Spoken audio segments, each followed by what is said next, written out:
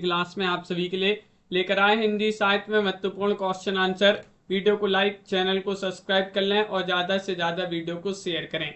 रोज आप सभी के लिए क्लास लाई जाती है, तो चलिए स्टार्ट करते हैं। उससे पहले आप सभी के लिए बता दें, हिंदी साहित्य में अगर आपके लिए 4000 प्रश्नों की पीडीएफ परचेस करना है, हिंदी साहित्य के टॉप 4000 प्रश्नों की पीडीएफ 150 रुपए की है और 215 कवियों और लेखकों का संपूर्ण जीवन परिचय वाली पीडीएफ जो है 200 रुपए की है। दोनों पीडीएफ अगर आप साथ में परचेस करेंगे तो आपके लिए 250 रुपए में दोनों पीडीएफ मिल जाएंगी। दोनों पीडीएफ आप सभी के लिए उपलब्ध है। नंबर स्क्रीन पर दिया गया 9399553966। और अगर आपके लिए बुक मंगवाना, हिंदी साहित्य में गद्य साहित्य, पद्य साहित्य की बहुत ही महत्वपूर्ण दोनों बुकें हैं जिनके लिए परचेस करना है। ये दोनों बुकें 1300 रुपए की आपकी दोनों बुकें हैं विद पोस्ट चार्ज सहित। इसके अलावा आपके लिए कोई चार्ज नहीं लगेगा। तो ये बुक भी आप सभी के लिए उपलब्ध हैं। जिनके लिए परचेस करना है आप संपर्क करिएगा, जो नंबर स्क्रीन पर दिया गया है। ये बुक भी आप सभी के लिए उपलब्ध है, पीडीएफ भी आप सभी के लिए उपलब्ध है। जिनके लिए भी जो भी परचेस करना है एक बार संपर्क अवश्य करिएगा। आज का पहला क्वेश्चन यहाँ पर दिया गया है कि इनमें से किस कवि का उपनाम हितैषी है। इनमें से आप सभी के लिए बताना है तुलसी राम शर्मा या फिर गोपाल शरण सह, अनूप शर्मा या फिर जगदम्बा प्रसाद। इनमें से आप सभी के लिए यहाँ पर चयन करना है। क्या होगा आप सभी का सही आंसर,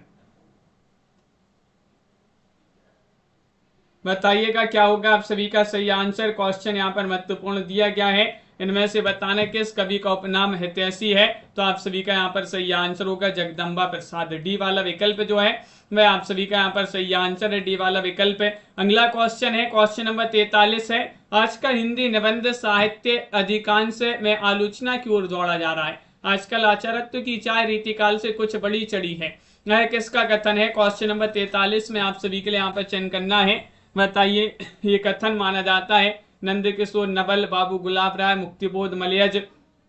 इनमें से आप सभी के लिए यहाँ पर चयन करना है किनका ये कथन माना जाता है। आप सभी लोग बताइएगा, बहुत ही महत्वपूर्ण कथन माना जाता है और सभी लोगों ने सही आंसर चयन किया। तो ये तो बाबू गुलाब राय जी का कथन माना जाता है, बी वाला विकल्प सही आंसर है। लक्ष्मण किस कहानी के पात्र हैं, ये आप सभी के लिए बताना है। पुरस्कार या फिर कोसी का गटवार या फिर पिता या फिर परिंदी। क्वेश्चन नंबर 44 में आप सभी के लिए यहाँ पर चयन करना है किस कहानी के पात्र लक्ष्मण।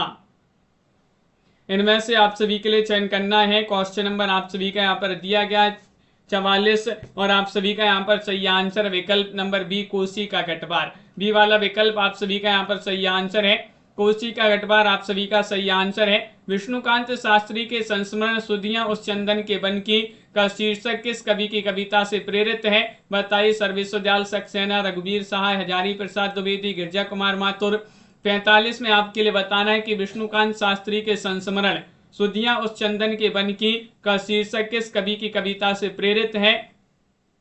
तो आप सभी का यहाँ पर सही आंसर होगा विकल्प नंबर आप सभी का यहाँ पर डी वाला विकल्प सही आंसर है, गिरजा कुमार माथुर। डी वाला विकल्प आप सभी का यहाँ पर सही आंसर है, गिरजा कुमार माथुर। जिन्होंने भी यहाँ पर चयन किया है उनका यहाँ पर सही आंसर है। निम्नलिखित में से कौन सा तद्भव शब्द नहीं है। नहीं, आप सभी के लिए चयन करना है, तद्भव शब्द नहीं है। राय, खेत, दाहिना या फिर कवि। इनमें से चयन करिएगा कौन सा विकल्प सही आंसर होगा। 40 में आप सभी के लिए यहाँ पर चयन करना है तद्भव शब्द नहीं है। नहीं, आप सभी के लिए यहाँ पर चयन करना है 40 में, तो आप सभी का यहाँ पर सही आंसर है कवि। कवि आप सभी का यहाँ पर डी वाला जो विकल्प है वह आप सभी का यहाँ पर सही आंसर है, तद्भव शब्द नहीं है, कवि सही आंसर होगा। अगला क्वेश्चन यहाँ पर दिया गया 47वां क्वेश्चन है, चंद्रदेव से मेरी बातें हिंदी साहित्य की पहली कहानी थी जिसने अपने समय की राजनीतिक और अर्थनीति को केंद्रीय कथ्य बनाया। एक इसका कथन है। 47 में चयन करना है। ये कथन देवी शंकर अवस्थी, मधुरेश नामवार सह, भवदेव पांडे। इनमें से 47 में चयन करना है। चंद्रदेव से मेरी बातें हिंदी साहित्य की पहली कहानी थी जिसने अपने समय की राजनीतिक और अर्थनीति को केंद्रीय कथ्य बनाया। यह कथन किसका माना जाता है। तो आप सभी का यहाँ पर सही आंसर है भवदेव पांडे। भवदेव पांडे आप सभी का यहाँ पर डी वाला जो विकल्प है वह आप सभी का यहाँ पर सही आंसर है, भवदेव पांडे आप सभी का यहाँ पर सही आंसर होंगे। मानव प्रवृत्तियों अथवा मनोविकारों को पात्र के रूप में उपस्थित कर नाट्य द्वंद्व की सृष्टि करने वाला जयशंकर प्रसाद का नाटक कौन सा है। 48 में चयन करना, विशाख, कामना, सज्जन, प्राश्चित। इनमें से आप सभी के लिए चयन करना है। बताइए क्वेश्चन नंबर 48 में बताना है मानव प्रवृत्तियों अथवा मनोविकारों को पात्र के रूप में उपस्थित कर नाटकीय द्वंद्व की सृष्टि करने वाला प्रसाद जी का नाटक कौन सा है। ये आप सभी के लिए यहाँ पर चयन करना है। तो आप सभी का यहाँ पर सही आंसर 48 में कामना। कामना आप सभी का यहाँ पर सही आंसर है। बी वाला जो विकल्प है वह आप सभी का यहाँ पर सही आंसर होगा।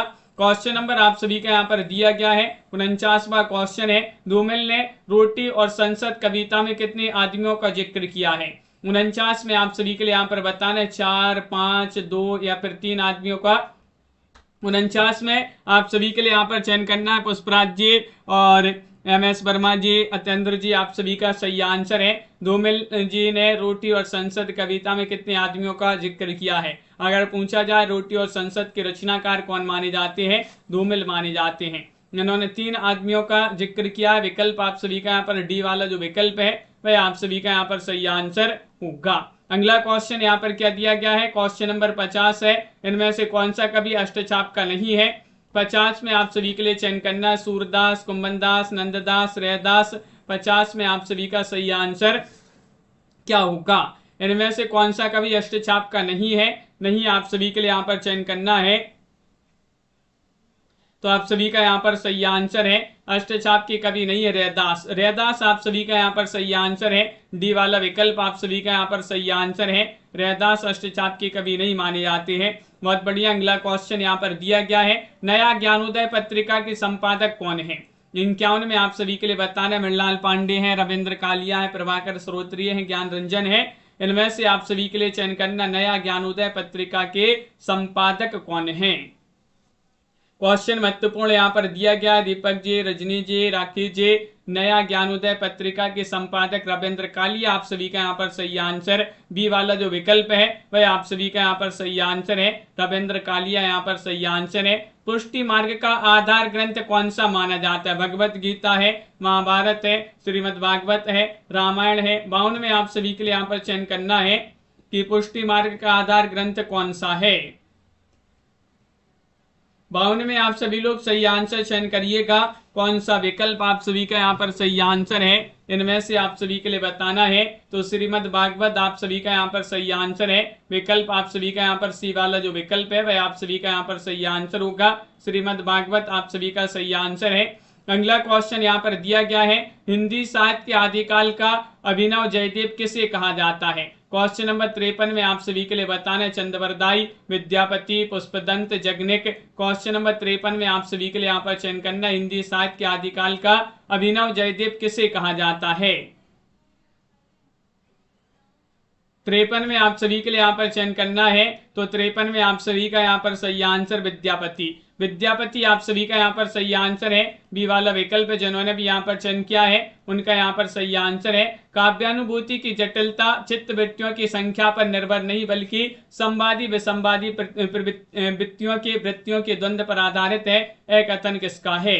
क्वेश्चन नंबर 54 में बताना है रामचंद्र शुक्ल है, नामवार से है, नंदुलारी वाजपेयी, हजारी प्रसाद द्विवेदी। बताइएगा बिंदु जी, मुकेश जी। काव्यानुभूति की जटिलता चित्तवृत्तियों की संख्या पर निर्भर नहीं बल्कि संवादी विसंवादी प्रवृत्तियों के द्वंद्व पर आधारित है। एक कथन किसका है।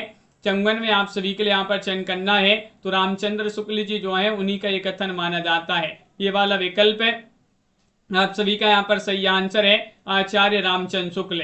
इनमें से आप सभी के लिए बताना है कि एक महिला जो है आलवार महिला संत है कौन मानी जाती है। आलवार संतों की संख्या 12 मानी जाती है, सिद्धों की संख्या 84 मानी जाती है, नाथों की संख्या 9 मानी जाती है।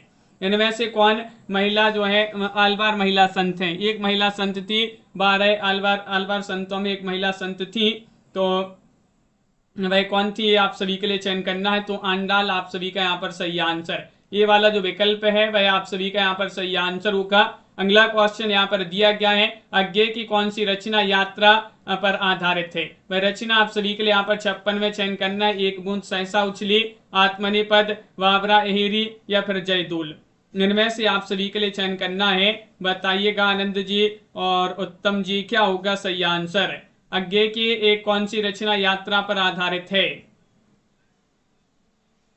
इनमें से चयन करना है। तो एक बूंद सहसा उछली आप सभी का सही आंसर होगा। ये वाला विकल्प जो है वह आप सभी का यहाँ पर सही आंसर है। एक बूंद सहसा उछली। अगला क्वेश्चन यहाँ पर दिया गया है, क्वेश्चन नंबर आप सभी का यहाँ पर 57, कौन सी रचना शमशेर बहादुर शाह की है? पीली छतरी वाली लड़की, या फिर पीली रात, पीली आंधी, एक पीली शाम, इनमें से आप सभी के लिए चयन करना है कौन सी रचना शमशेर बहादुर शाह की है। वह रचना आप सभी के लिए यहाँ पर बताना है, चयन करिएगा। इनमें से 4 विकल्प आपके यहाँ पर दिए गए हैं। तो आप सभी का 57 में एक पीली शाम आप सभी का सही आंसर होगा। डी वाला विकल्प जो है वह आप सभी का यहाँ पर सही आंसर है। एक पीली शाम आप सभी का यहाँ पर सही आंसर है। अगला क्वेश्चन यहाँ पर दिया गया है, क्वेश्चन नंबर आप सभी का यहाँ पर 58 है, कौन सी रचना उपन्यास नहीं है? उपन्यास नहीं बताना है। रात का रिपोर्टर, विषाद मठ, पश्यंती, अजय की डायरी, इनमें से आप सभी के लिए 58 में चयन करना है क्योंकि कौन सी रचना उपन्यास नहीं है। नहीं आप सभी के लिए यहाँ पर चयन करना है, बताइए। चयन करिएगा क्या होगा सही आंसर, कौन सी रचना उपन्यास नहीं है, ये आप सभी के लिए यहाँ पर चयन करना है। तो आप सभी का यहाँ पर सही आंसर है पश्यंती। पश्यंती आप सभी का यहाँ पर सही आंसर है। सी वाला जो विकल्प है वह आप सभी का यहाँ पर सही आंसर होगा। अगला क्वेश्चन यहाँ पर दिया गया है, साहित्य लहरी की विषय वस्तु क्या है? साहित्य लहरी की रचनाकार भी आप सभी लोग कमेंट में बता दीजिएगा, ये किन की रचना मानी जाती है साहित्य लहरी, और इसकी विषय वस्तु क्या है? न्याय का भेद है, या फिर अवतार लीला है, निर्गुण का खंडन है, नीति है। 59 में आप सभी के लिए यहाँ पर चयन करना है। तो 59 में आप सभी का यहाँ पर सही आंसर है कि साहित्य लहरी की विषय वस्तु है न्याय का भेद। क्या है? न्याय का भेद आप सभी का यहाँ पर सही आंसर होगा। न्याय का भेद जिन्होंने भी यहाँ पर चयन किया है उनका यहाँ पर सही आंसर होगा। 60वां क्वेश्चन यहाँ पर देखते हैं, कोर्ट मार्शल नाटक समाज की किस समस्या पर आधारित है? जातिवाद पर, नारी शोषण पर, युद्ध की समस्या, सांप्रदायिकता। कोर्ट मार्शल स्वदेश दीपक जी जो है उन्हीं की रचना मानी जाती है। स्वदेश दीपक की रचना है कोर्ट मार्शल। और कोर्ट मार्शल नाटक जो है ये समाज की किस समस्या पर आधारित है ये बताना है। तो आप सभी का सही आंसर है ये जातिवाद पर आधारित है। ये वाला विकल्प आप सभी का यहाँ पर सही आंसर होगा। जातिवाद पर आधारित एक महत्वपूर्ण नाटक है कोर्ट मार्शल स्वदेश दीपक का। 61वां क्वेश्चन है, पाणिनि ने किस ग्रंथ के द्वारा भाषा को एक रूपता देने का प्रयास किया है? 61 में आप सभी के लिए चयन करना है, महाभाष्य, अष्टाध्यायी, योग वशिष्ठ, बृहस्पति, नीति सार, इनमें से चयन करना है, बताइए। पाणिनि ने किस ग्रंथ के द्वारा भाषा को एक रूपता देने का प्रयास किया है? वह ग्रंथ आप सभी के लिए यहाँ पर चयन करना है, कौन सा वह ग्रंथ है? तो आप सभी का यहाँ पर सही आंसर है, वह ग्रंथ है अष्टाध्यायी। विकल्प आप सभी का यहाँ पर वी वाला विकल्प आप सभी का यहाँ पर सही आंसर है। अष्टाध्यायी जिन्होंने भी यहाँ पर चयन किया है उनका यहाँ पर सही आंसर होगा। क्वेश्चन नंबर आप सभी का यहाँ पर 62 दिया गया है। यहाँ पर बताना है कि सर्वव्यापी एक कुम्हारा, जाकी महिमा आर न पारा, हिंदू तुर्क का एक ही कर्ता, एक ही ब्रह्मा सबन का भरता के रचनाकार कौन माने जाते हैं? क्वेश्चन नंबर 62 में आप सभी के लिए चयन करना है, कबीरदास, मलुकदास, तुलसीदास, रहीमदास, इनमें से आप सभी के लिए चयन करना है इन पंक्तियों की रचनाकार कौन मानी जाती हैं। 62 में आप सभी के लिए चयन करना है मलुकदास, आप सभी का यहाँ पर सही आंसर है। मलुकदास जिन्होंने भी यहाँ पर चयन किया है उनका यहाँ पर सही आंसर होगा। अगला क्वेश्चन यहाँ पर दिया गया है, क्वेश्चन नंबर आप सभी का यहाँ पर 63वां क्वेश्चन है, भाषा प्रवीण सो छंद सदा रहे, सो धन जी के कवित्व बखाने, ये पंक्ति किसकी मानी जाती है? 63 में बताना है, घनानंद, बोधा, ब्रजरत्न दास, रत्नाकर। 63 में आप सभी लोग चयन करिएगा क्या होगा सही आंसर। भाषा प्रवीण सो छंद सदा रहे, सो धन जी के कवित्व बखाने, ये आप सभी के लिए यहाँ पर 63 में चयन करना है। तो 63 में आप सभी का यहाँ पर सही आंसर होगा ब्रज रत्न दास। आप सभी का यहाँ पर सी वाला जो विकल्प है वह आप सभी का यहाँ पर सही आंसर होगा। अगला क्वेश्चन यहाँ पर दिया गया है, क्वेश्चन नंबर आप सभी का यहाँ पर क्या है? यहाँ पर 64वां क्वेश्चन है, अपने यहाँ संसद ऐसी घानी है जिसमें आधा तेल आधा पानी है, कि कवि कौन माने जाते हैं? 64 में आप सभी के लिए बताना है, केदारनाथ से, धूमिल, लीलाधर जगुड़ी या राजेश जोशी, इनमें से आप सभी के लिए चयन करना है। क्या होगा सही आंसर? सभी के कमेंट यहाँ पर देखते जा रहे हैं, इनमें से आप सभी के लिए चयन करना है। तो ये पंक्ति मानी जाती है किनकी? विकल्प आप सभी का यहाँ पर बी वाला विकल्प सही आंसर है, धूमिल। धूमिल यानी कि सुदामा पांडे, धूमिल इनका पूरा नाम है। बी वाला विकल्प आप सभी का सही आंसर है। भरत मुनि ने अपभ्रंश को नाम दिया है, इन्होंने अपभ्रंश को क्या नाम दिया है? लोक भाषा, जनभाषा, देश भाषा, अशुद्ध भाषा, इनमें से आप सभी के लिए चयन करना है, बताइए। भरत मुनि ने अपभ्रंश को नाम दिया है, क्या नाम दिया है ये आप सभी के लिए यहाँ पर बताना है। 65वां क्वेश्चन यहाँ पर दिया गया है, देश भाषा आप सभी का यहाँ पर सही आंसर होगा। क्या होगा सही आंसर? देश भाषा आप सभी का यहाँ पर सही आंसर है। अगला क्वेश्चन यहाँ पर दिया गया है, क्वेश्चन नंबर 66वां क्वेश्चन है। 66 में आप सभी के लिए यहाँ पर चयन करना है कि दक्षिण भारत हिंदी प्रचार सभा का मुख्यालय कहाँ पर है। क्वेश्चन नंबर 66 में आप सभी के लिए यहाँ पर चयन करना है, बताइएगा। हैदराबाद, कोचीन, मद्रास, बेंगलुरु, इनमें से आप सभी के लिए चयन करना है दक्षिण भारत हिंदी प्रचार सभा का मुख्यालय कहाँ पर है। मुख्यालय आप सभी लोग यहाँ पर चयन करिएगा। क्वेश्चन नंबर 65 में आप सभी का यहाँ पर सही आंसर होगा। 66वां क्वेश्चन है, 66 में सही आंसर बताना है। मद्रास आपका सही आंसर है। दक्षिण भारत हिंदी प्रचार सभा का मुख्यालय कहाँ पर है? मद्रास यहाँ पर सही आंसर होगा। क्वेश्चन नंबर 67 है, इनमें से बाबरी पंथ से संबंधित नहीं है। बाबरी पंथ से संबंधित कौन नहीं है? बुल्ला साहेब, बुलाल साहेब, पलटू साहेब, संत साहेब, इनमें से 67 में चयन करना है, बताइए। लाइक अवश्य करते जाइएगा सभी लोग, जिन्होंने अभी तक वीडियो को लाइक नहीं किया है लाइक करते जाइए। बाबरी पंथ से संबंधित कौन नहीं है? नहीं बताने आप सभी के लिए 67 में, तो आप सभी का यहाँ पर सही आंसर होंगे पलटू साहेब। पलटू साहेब आप सभी का यहाँ पर सी वाला जो विकल्प है वह आप सभी का यहाँ पर सही आंसर होंगे। अगला क्वेश्चन यहाँ पर दिया गया है, क्वेश्चन नंबर आप सभी का यहाँ पर 68वां क्वेश्चन है। रमणीयार्थ प्रतिपादका शब्दः काव्यम किस आचार्य का कथन है? ये अभी अपन ने पढ़ा था 9 बजे वाली क्लास में। इस क्वेश्चन को 9 बजे वाली क्लास में जो है काव्य शास्त्र पढ़ रहे हैं, तो उसमें भी सभी लोग जुड़ा करें। और रमणीयार्थ प्रतिपादका शब्दः काव्यम किस आचार्य का कथन है? मम्मट, विश्वनाथ, पंडित राज जगन्नाथ, भामय, तो आप सभी का यहाँ पर 68 में सही आंसर होगा। ये कथन माना जाता है पंडित राज जगन्नाथ जी का। सी वाला विकल्प आप सभी का यहाँ पर सही आंसर है। अगला क्वेश्चन यहाँ पर देखते हैं, क्वेश्चन नंबर आप सभी का यहाँ पर दिया गया है। दिनेश जी, ममता जी, मेनका जी, क्वेश्चन नंबर आप सभी का यहाँ पर 69 दिया गया है।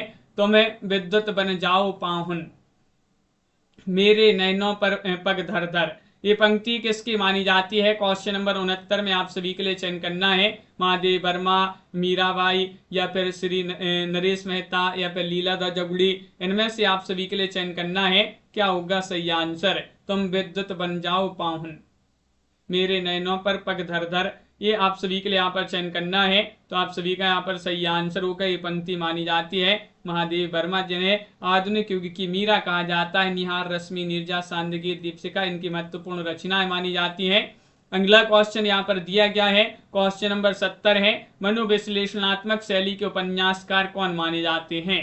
70 में सही आंसर चयन करना है, बताइएगा। प्रेमचंद है, तांगी राघव है, ईलाचंद जोशी है, या फिर वृंदावन लाल वर्मा है। इनमें से आप सभी के लिए चयन करना है मनोविश्लेषणात्मक शैली के उपन्यासकार कौन माने जाते हैं।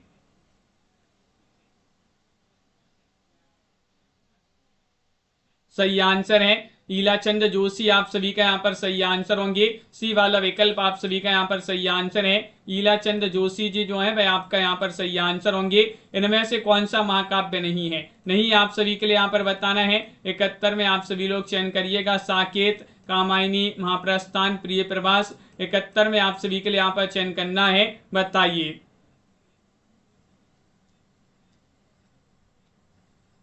क्या होगा सही आंसर? कौन सा महाकाव्य नहीं है ये आप सभी के लिए यहाँ पर चयन करना है, नहीं बताना है। तो आप सभी का यहाँ पर सही आंसर है विकल्प नंबर सी वाला विकल्प सही आंसर 71 है महाप्रस्थान। महाप्रस्थान आप सभी का सही आंसर। किन की रचना मानी जाती है महाप्रस्थान? कमेंट में आप सभी लोग बताइएगा किन की रचना है महाप्रस्थान। अगला क्वेश्चन यहाँ पर देखिएगा, क्वेश्चन आप सभी का यहाँ पर दिया गया है। यहाँ पर 72वां क्वेश्चन, डिंगल भाषा का संबंध किस साहित्य से है? क्वेश्चन नंबर 72 में आप सभी के लिए यहाँ पर चयन करना है, बताइएगा। हरियाणवी साहित्य, राजस्थानी, अवधी, मैथिली साहित्य, इनमें से आप सभी के लिए चयन करना है। महाप्रस्थान नरेश मेहता की रचना मानी जाती है।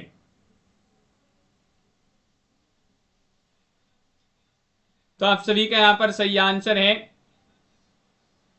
डिंगल भाषा का संबंध किस साहित्य से है, तो आप सभी का सही आंसर राजस्थानी। बी वाला विकल्प आप सभी का यहाँ पर सही आंसर होगा। बी वाला विकल्प यहाँ पर सही आंसर है। क्वेश्चन आप सभी का यहाँ पर दिया गया 73वां क्वेश्चन है। क्या दिया गया 73 में? काव्य शोभाकारान धर्मान अलंकारान प्रक्षते, ये किसकी उक्ति मानी जाती है? क्वेश्चन नंबर 73 में सही आंसर चयन करना। दंडी, भामह, रुद्रट, भरत मुनि, इनमें से चयन करिएगा। नीलम जी, गोलू जी, क्या होगा सही आंसर?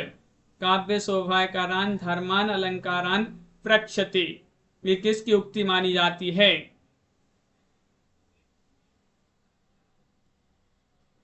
सही आंसर है दंडी, आप सभी का यहाँ पर सही आंसर है। दंडी जिन्होंने भी चयन किया है उनका यहाँ पर सही आंसर होगा। क्वेश्चन नंबर आप सभी का यहाँ पर अगला क्या दिया? 74वां क्वेश्चन है। संतों भाई आई ज्ञान की आंधी रे, ये आप सभी के लिए बताना है इस पंक्ति में कौन सा अलंकार होगा? उपमा, रूपक, रूपातिशयोक्ति या फिर अनुयुक्ति, इनमें से चयन करना है। क्वेश्चन नंबर आप सभी का यहाँ पर 3974वां क्वेश्चन है। श्वेता जी बताइए, संतों भाई आई ज्ञान की आंधी रे, ये पंक्ति मानी जाती है। इस पंक्ति में अलंकार बताना है। रूपक अलंकार आप सभी का सही आंसर है। वी वाला विकल्प आप सभी का यहाँ पर सही आंसर होगा, रूपक। अगला क्वेश्चन यहाँ पर देखते हैं। क्वेश्चन यहाँ पर 75 दिया गया है। महाप्रभु वल्लभाचार्य के शिष्यों का वृत्तांत इस ग्रंथ में है। वह ग्रंथ आप सभी के लिए यहाँ पर चयन करना है। 252 वैष्णवन की वार्ता, भक्तमाल, 84 वैष्णवन की वार्ता या फिर वचनामृत में, इनमें से आप सभी के लिए चयन करना है। महाप्रभु वल्लभाचार्य के शिष्यों का वृत्तांत इस ग्रंथ में है। वह ग्रंथ आप सभी के लिए यहाँ पर चयन करना है। 75 में आप सभी का यहाँ पर सही आंसर है। वह ग्रंथ है 84 वैष्णवन की वार्ता। 84 वैष्णवन की वार्ता की रचनाकार कौन मानी जाती है? कमेंट में आंसर बताइएगा किन की रचना मानी जाती है ये। अगला क्वेश्चन है, जीवन विवेक ही साहित्य विवेक है, ये किसका कथन है? क्वेश्चन नंबर 76 में चयन करना है। रामविलास शर्मा, हजारी प्रसाद द्विवेदी, मुक्तिबोध, अज्ञे, क्या होगा सही आंसर? जीवन विवेक ही साहित्य विवेक है, किसका कथन माना जाता है? ये आप सभी के लिए यहाँ पर चयन करना है। तो आप सभी का यहाँ पर सही आंसर हजारी प्रसाद द्विवेदी। हजारी प्रसाद द्विवेदी आप सभी का यहाँ पर सही आंसर। सी वाला जो विकल्प है, सॉरी बी वाला जो विकल्प है वह आप सभी का यहाँ पर सही आंसर है। 84 वैष्णवन की वार्ता जो रचना है गोकुलनाथ की रचना मानी जाती है। जीवन विवेक ही साहित्य विवेक है, हजारी प्रसाद द्विवेदी का कथन है। कौन प्रगतिशील आलोचक नहीं है? 77 में आप सभी लोग बताइएगा। नंदुलारी वाजपेयी, शिवदान सिंह चौहान, प्रकाश चंद्र गुप्त, रामविलास शर्मा, चयन करिएगा क्या होगा आप सभी का सही आंसर? प्रमांशु जी चयन करना है। कौन प्रगतिशील आलोचक नहीं है? नहीं, आप सभी के लिए यहाँ पर चयन करना है। तो आप सभी का यहाँ पर सही आंसर है नंद दुलारे वाजपेयी। नंद दुलारे वाजपेयी आप सभी का यहाँ पर सही आंसर है। ये वाला विकल्प आप सभी का यहाँ पर सही आंसर है। 77 में अगला क्वेश्चन यहाँ पर दिया गया है। यहाँ पर प्रगतिशील आलोचक पूछा है, नहीं बताना है। तो ये वाला विकल्प सही आंसर। काव्य अलंकार के रचयिता कौन माने जाते हैं?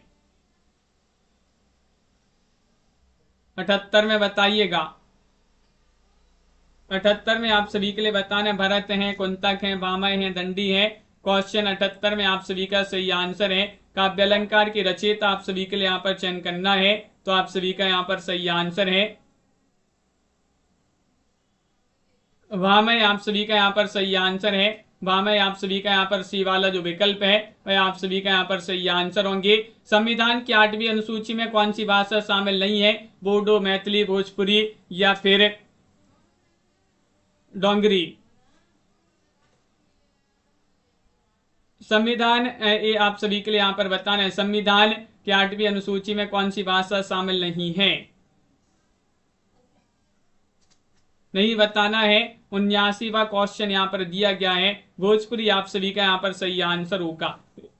विकल्प है आप सभी का यहाँ पर सी वाला जो विकल्प है वह आप सभी का यहाँ पर सही आंसर है। भोजपुरी जिन्होंने भी यहाँ पर चयन किया है उनका यहाँ पर सही आंसर होगा। अगला क्वेश्चन यहाँ पर देखते हैं। क्वेश्चन आप सभी का यहाँ पर क्या दिया गया है कि बिहारी उपभाषा वर्ग के अंतर्गत कौन सी बोली नहीं आती है, इनमें से चयन करना है। क्वेश्चन नंबर 80 में क्या होगा सही आंसर। वीडियो को लाइक कर लीजिएगा। बहुत ही कम लोगों ने अभी तक जो है बहुत ही कम लोगों ने वीडियो को लाइक किया है। जल्दी से सभी लोग कर लीजिएगा वीडियो को लाइक और शेयर कर दें। बिहारी उपभाषा वर्ग के अंतर्गत कौन सी बोली नहीं आती है। बुंदेली आप सभी का यहाँ पर सही आंसर। वी वाला विकल्प आपका यहाँ पर सही आंसर होगा। इनमें से कौन रस सूत्र का व्याख्याता नहीं है, नहीं बताना है। कुंतक, वट, लोलट, वामन या फिर अभिनव गुप्त। 81 में आप सभी के लिए यहाँ पर चयन करना है। रस सूत्र के व्याख्याता नहीं बताना है। बताइएगा क्या होगा सही आंसर।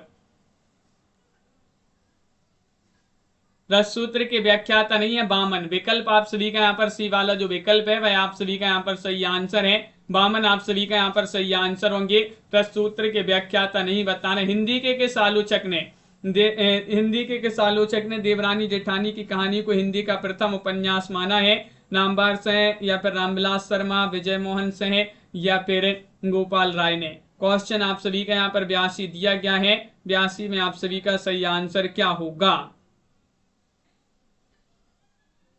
हिंदी के किस आलोचक ने देवरानी जेठानी की कहानी को हिंदी का प्रथम उपन्यास माना है, तो गोपाल राय आप सभी का यहाँ पर सही आंसर है। गोपाल राय जिन्होंने भी डी वाला विकल्प आप सभी का यहाँ पर सही आंसर है, डी चयन किया जिन्होंने, उनका सही आंसर होगा। माया दर्पण काव्य के रचनाकार कौन है, 83वां क्वेश्चन है। रघुवीर सहाय, लक्ष्मीकांत वर्मा, निराला, रामधारी सिंह दिनकर। माया दर्पण के रचनाकार कौन माने जाते हैं। स्वीटी जी, संजय जी, रूपम जी, सभी के कमेंट देख रहे हैं।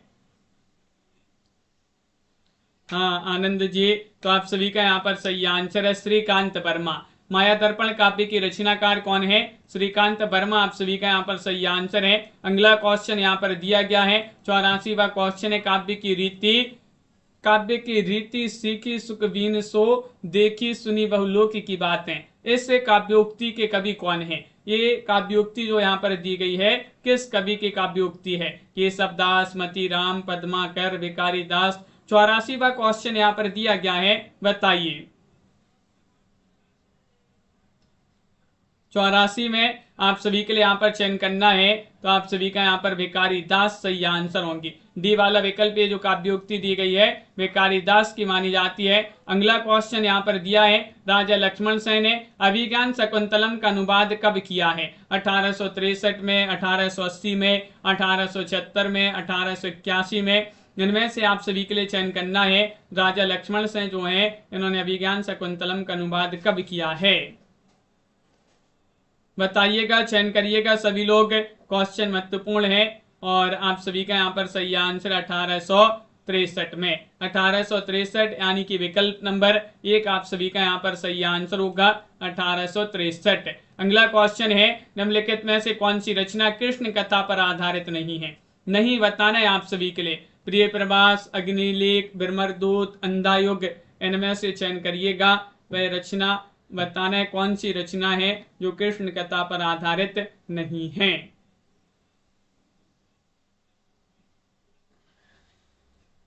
तो आप सभी का यहाँ पर सही आंसर है।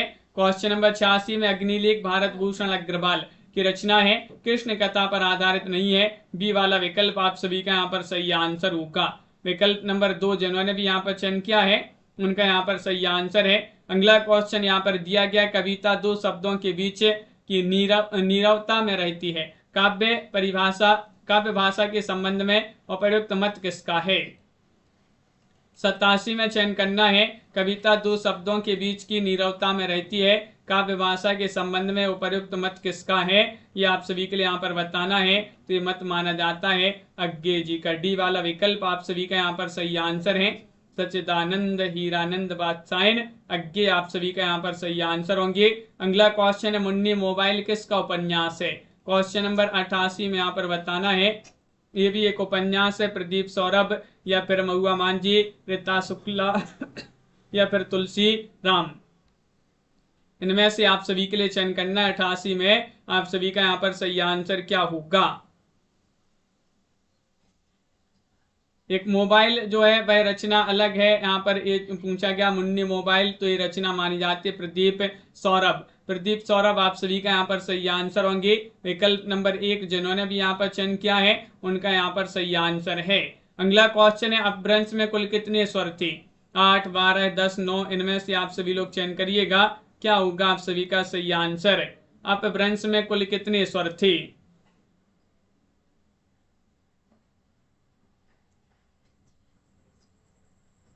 तो नवीन नंद जी आप सभी का यहाँ पर सही आंसर है 8। आप सभी का यहाँ पर 89 में ये वाला विकल्प जो है वह आपका सही आंसर है।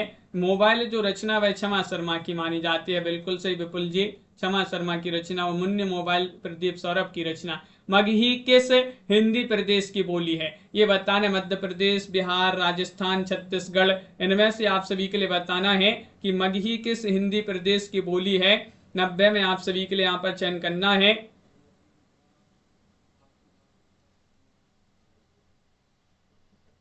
तो आप सभी का यहाँ पर सही आंसर होगा विकल्प नंबर बी वाला विकल्प आप सभी का यहाँ पर सही आंसर है। बिहार आप सभी का यहाँ पर सही आंसर है। बिहार आप सभी का यहाँ पर सही आंसर होगा।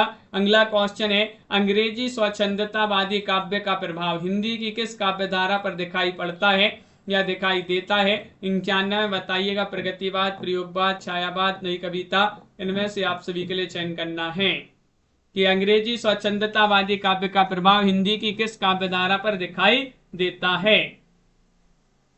तो ये 91 में आप सभी का यहाँ पर सही आंसर होगा छायावाद। विकल्प आप सभी का यहाँ पर सी वाला जो विकल्प है वह आप सभी का यहाँ पर सही आंसर है, छायावाद। अगला क्वेश्चन यहाँ पर दिया गया है, क्वेश्चन आप सभी का यहाँ पर देखते हैं क्या दिया गया है। यहाँ पर अगला क्वेश्चन यहाँ पर दिया गया है 92वां क्वेश्चन है आलोचक के मुख से किस आलोचक के व्याख्यानों का संकलन है?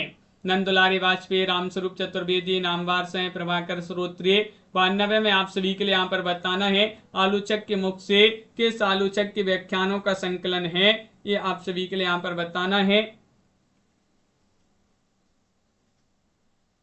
92 में आप सभी का यहाँ पर सही आंसर है नामवर सिंह। सी वाला विकल्प है आप सभी का यहाँ पर सही आंसर है, नामवर सिंह आपका सही आंसर है। किसका समय सबसे पहले है? इनमें से आप सभी के लिए बताना है कबीरदास, रैदास, धर्मदास, दादू दयाल। 93वां क्वेश्चन यहाँ पर दिया गया है। 93 में आप सभी लोग बताइए किसका समय सबसे पहले है। इनमें से आप सभी के लिए बताना है कौन सा विकल्प आपका सही आंसर होगा। सबसे पहले समय इनमें से आता है रैदास जी का। रैदास आप सभी का यहाँ पर सही आंसर है। रैदास जी आप सभी का यहाँ पर सही आंसर। इनका जन्म कब हुआ है ये आप सभी के लिए बताना है, जन्म वर्ष आप बता दीजिएगा रैदास जी का।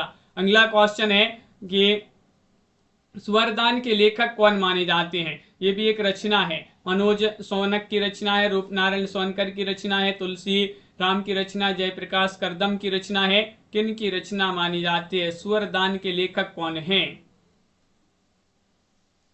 94 में आप सभी के लिए यहाँ पर चयन करना है, तो ये रचना मानी जाती है किनकी? आप सभी का यहाँ पर सही आंसर होगा रूपनारायण सोनकर। आप सभी का यहाँ पर सही आंसर रूपनारायण सोनकर जो है वह आप सभी का यहाँ पर सही आंसर होंगे। विकल्प नंबर बी वाला जो विकल्प है वह आप सभी का यहाँ पर सही आंसर होगा। बी वाला विकल्प आपका सही आंसर है। इनका जन्म माना जाता है 1388 मिलता है रैदास जी का जन्म वर्ष से। अगला क्वेश्चन यहाँ पर क्या दिया गया है? क्वेश्चन नंबर आप सभी का यहाँ पर 95 है। अन्य है मेरे शब्द किस कवि की कृति है? इनमें से आप सभी के लिए चयन करना है, बताइएगा। ये कांत श्रीवास्तव, रामस्वरूप चतुर्वेदी, शमशेर बहादुर सिंह, अज्ञे। 95 में बताने अन्य है मेरे शब्द किस कवि की कृति है?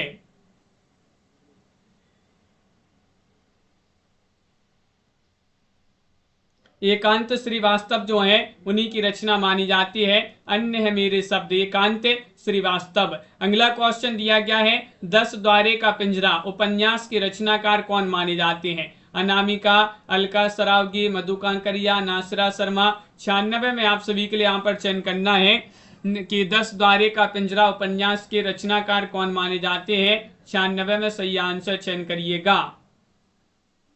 क्वेश्चन महत्वपूर्ण है। 10 द्वारी का पिंजरा की रचनाकार माने जाते हैं। अनामिका जो है अनामिका की रचना मानी जाती है। ये वाला विकल्प है सही आंसर है। अनामिका आप सभी का यहाँ पर सही आंसर है। 97वां क्वेश्चन है मुल्ला वजही की रचना बताना है। कुतुब मुस्तरी है या फिर कदम राव और पदम राव या फिर शिकारनामा या फिर इरशादनामा। इनमें से आप सभी के लिए बताना मुल्ला वजही की रचना कौन सी मानी जाती है। क्वेश्चन नंबर 97 में सही आंसर चयन करना है। तो आप सभी का यहाँ पर सही आंसर है 97 में कुतुब मुस्तरी आप सभी का यहाँ पर सही आंसर। ए वाला जो विकल्प है वह आप सभी का यहाँ पर सही आंसर होगा। कुतुब मुस्तरी आपका सही आंसर है। कौन तार सप्तक के कवि नहीं है। भारत भूषण अग्रवाल, भवानी प्रसाद मिश्र, प्रभाकर माचबे, गिरजा कुमार माथुर। इनमें से बताना है। तार सप्तक का प्रकाशन 1943 में हुआ है। अज्ञे जी इसके संपादक थे। और द्वितीय सप्तक जो है 1951 में इसका प्रकाशन हुआ है। तृतीय सप्तक का प्रकाशन 1959 में हुआ है। और चतुर्थ सप्तक 1979 में इसका प्रकाशन। चारों सप्तकों का प्रकाशन अज्ञे जी ने किया है। और यहाँ पर तार सप्तक के कभी नहीं है तो भवानी प्रसाद मिश्र। भवानी प्रसाद मिश्र नहीं माने जाते हैं। वी वाला विकल्प सही आंसर है। एक हथौड़े वाला घर में और हुआ। ये किसकी पंक्ति मानी जाती है। ये आप सभी के लिए यहाँ पर बताना है। केदारनाथ अग्रवाल, रामदरस मिश्र, रामकुमार वर्मा, सुमंगल सिंह सुमन। 99 में आप सभी के लिए बताना है। बताइए